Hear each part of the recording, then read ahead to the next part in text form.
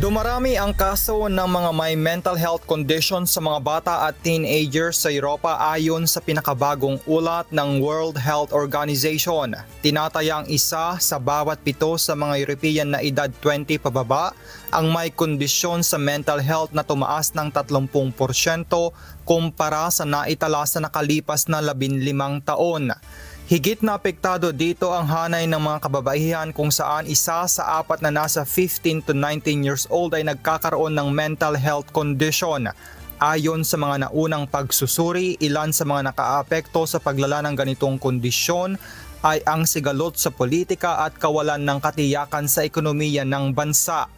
Sa kabilang banda, iniulat naman na ang Faroe Islands, Iceland at Denmark ang mga bansang may pinakamataas na antas ng well-being ng mga kabataan, habang pinakamababa naman sa Ukraine, Cyprus at Poland.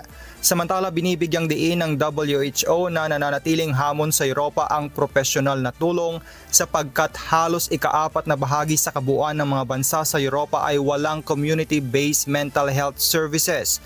At isa sa bawat 5 bansa ang walang nakalaang patakaran para rito. Para naman kay Dr. Joao Breda ng WHO, ang ulat ukol sa mental health crisis ay isang wake-up call.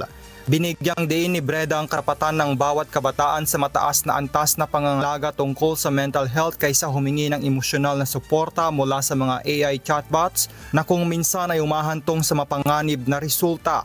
Hinimok ng World Health Organization ang mga bansa sa Europa na palakasin ang mga serbisyo at programa ukol sa mental health upang mas maayos na matugunan ang pangangailangan ng susunod na henerasyon. James Hilario, humahataw sa balita ngayon.